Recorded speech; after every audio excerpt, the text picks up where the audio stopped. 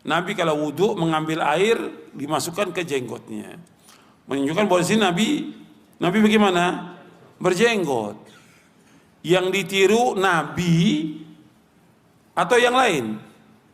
Yang ditiru Rasul berjenggot. Jangan disebutkan tokoh-tokoh yang gak punya jenggotnya, yang memang kehidupannya menentang sunnah. Ini kan kebodohan. Ada orang sudah belajar di Timur Tengah, dapat gelar doktor, pulang jadi orang bodoh. Belajar di Timur Tengah, disebutkan tokoh fulan nggak berjenggot. Kenapa nggak disebutkan Nabi SAW? Loh, kita dalam beragama yang kita ikut siapa? Laqad kana lakum fi Rasulillah uswatun hasanah. Sungguh telah ada pada contoh yang baik pada Rasulullah, bukan pada para ulama, bukan pada tokoh, pada Rasulullah contoh dalamnya. Rasulullah berjenggot, yang kita ikut siapa? Rasulullah berjenggot. Jangan diikutin ustadz, ada ustadz nggak berjenggot, jangan diikut. Ada kiai nggak berjenggot, jangan diikut. Ada tokoh agama nggak berjenggot, jangan diikut. Yang diikut Rasulullah SAW berjenggot. Dan ini sunnahnya beliau. Sunnah ini sunnah yang wajib. Karena apa? Nabi memerintahkan, u'ful liha, adalah kamu pelihara jenggot kamu. Wa arkhul liha, panjangkan jenggot kamu. Wahfu syawarib, rapikan kumis kamu. Wa khaliful majus, adalah kamu nyalahi orang majusi. Perintah. Maka sepakat para ulama semuanya ini.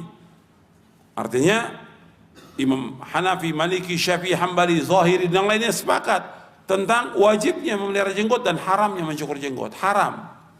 Mencukur jenggot itu hukumnya haram. Dan termasuk dosa. Dosa besar. Kalau terus menerus dia seperti itu, hukumnya haram. Mengantum perhatikan para ulama menjelaskan tentang masalah ini, tentang tidak, atau dulu nggak ada alul bidah cukur jenggot. Dulu nggak mau mereka, karena itu syiar dari syiar agama Islam jenggot.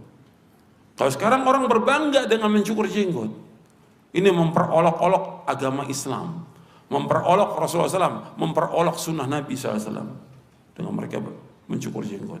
Orang yang mencukur jenggot berarti dia telah menyalahi apa? Perintah Allah. Yang kedua, dia menyalahi sunnah Rasulullah. Yang ketiga, dia menyalahi fitrah. Karena fitrah laki-laki itu berjenggot, perempuan nggak berjenggot. Yang keempat, dia menyerupai orang majusi, orang kafir. Yang kelima, menyerupai perempuan. Dia nggak berjenggot. Karena perempuan nggak berjenggot. Kalau berkumis ada, jenggot nggak ada. Makanya itu dijelaskan oleh Syekh Al-Albani rahimahullah dalam kitabnya Adabuz Zifaf, bahwa orang yang tidak berjenggot kena beberapa hukum itu. Orang yang berjenggot hukumnya dosa besar. Dia menyalahi perintah Allah. Yang wajib dia menyalahi perintah Rasulullah. Rasul yang suruh memanjangkan jenggot, memelihara jenggot. Yang ketiga, menyalahi fitrah. Karena kata Nabi ketika menyebutkan tentang sunnah fitrah, di antaranya Nabi dalam sunnah fitrah itu ada yang wajib, ada yang sunnah.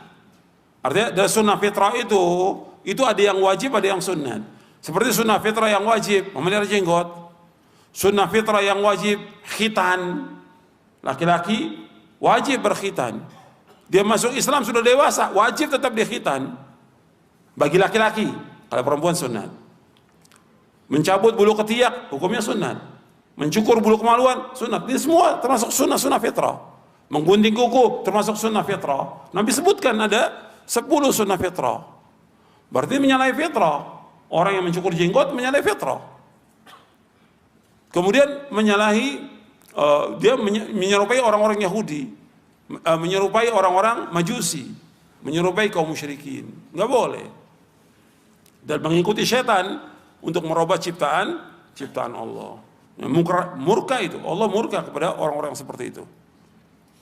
Jadi nggak boleh orang kemudian membiarkan, nggak apa-apa cukur jenggot, nggak boleh. Apalagi dia sebagai seorang ustadz, dai atau kiai, nggak boleh dia cukur jenggot. Hukumnya haram dalam Islam, termasuk dosa besar. Saya bawakan ini karena ada orang-orang yang kemudian mencela orang yang berjenggot. Mencela orang berjenggot itu hukumnya dosa besar, bukan dosa kecil. Bahkan ada ulama atau masyayikh membahas tentang istihza, hukum istihza, hukum memperolok-olok. Itu dibagi oleh dia.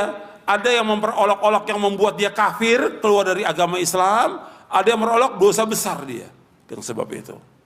Makanya enggak kecil. Dibawakan dalilnya semuanya, ayat sama hadis tentang hukum orang memperolok agama ini. Jadi nggak boleh memperolok agama ini.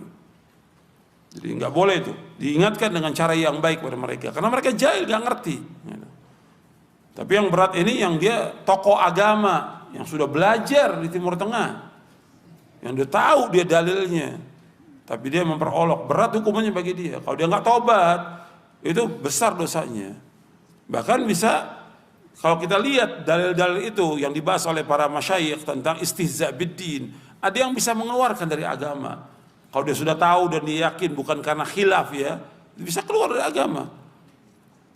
Kecuali kalau dia khilaf gitu, atau dia nggak tahu, berat hukumannya, berat buat orang itu.